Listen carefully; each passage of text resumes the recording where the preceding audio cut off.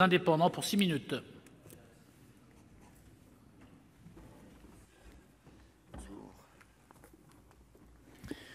Monsieur le Président, Monsieur le Ministre, Monsieur le Président de la Commission des lois, Monsieur le rapporteur, Monsieur l'auteur de la proposition de loi, mes chers collègues. Le Code électoral qui fut créé en 1956 a été conçu comme un instrument de clarification à destination des électeurs et des candidats. Réunissant les modes de scrutin des élections locales et parlementaires, il s'est substitué à plus de 90 textes éparpillés et sans cohérence. Sa structure n'a pas été revue depuis, malgré les tentatives de la Commission supérieure de codification à la fin des années 2000. En outre, la présence de dispositions de valeur organique exclut tout recours aux ordonnances, outils privilégiés pour créer de nouveaux codes ou les réorganiser.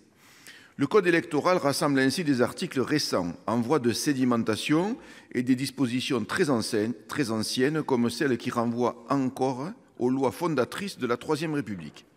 Sans revoir l'ensemble du Code électoral, ces deux textes de notre collègue Alain Richard poursuivent deux objectifs. D'une part, ils clarifient le contrôle des comptes de campagne et les règles d'inéligibilité.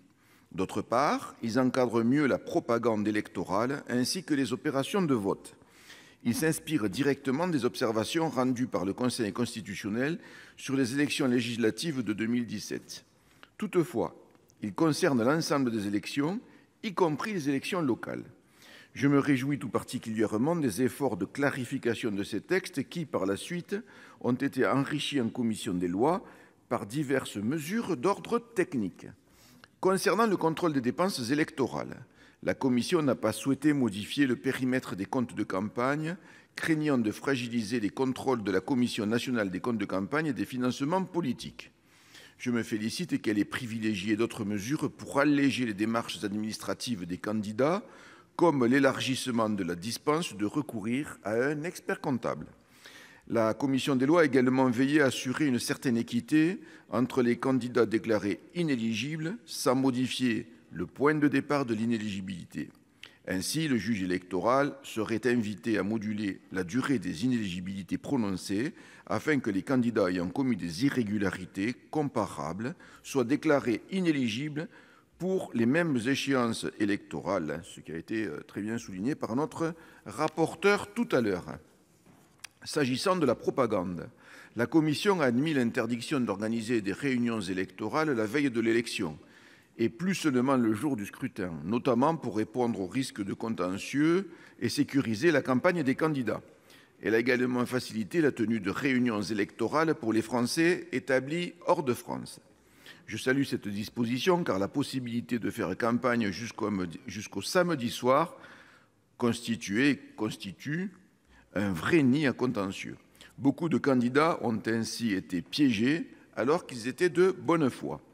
La Commission a également clarifié les règles de propagande pour les élections sénatoriales, corrigeant une imprécision du code électoral. Elle a ainsi prohibé toute propagande électorale la veille des élections sénatoriales et a interdit en fin de campagne à un candidat de porter à la connaissance du public un élément nouveau auquel ses adversaires ne seraient pas en mesure de répondre. De même, elle a interdit les publicités à caractère commercial dans les 6 mois qui précèdent le scrutin. Enfin, elle a mieux encadré le contenu des bulletins de vote, notamment pour interdire la position d'une photographie et la mention d'une tierce personne. Enfin, la Commission des lois a inscrit dans le Code électoral la tradition républicaine selon laquelle les règles électorales ne sont pas modifiées dans l'année qui précède le scrutin.